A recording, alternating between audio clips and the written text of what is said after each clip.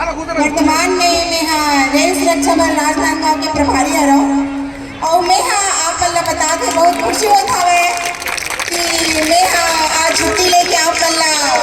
फटापड़ा महोत्सव में मोलाए के सौभाग्य मिले हवे और मैं जितना भी यहाँ के अध्यक्ष महोदय है और पूरा टीम के मैं बहुत बहुत आभार करता हूँ कि मुला सौभाग्य मिली फटापड़ा के अपन प्रोग्राम देंगे। और मैं एक चीज़ और बताना चाहता हूँ, मैं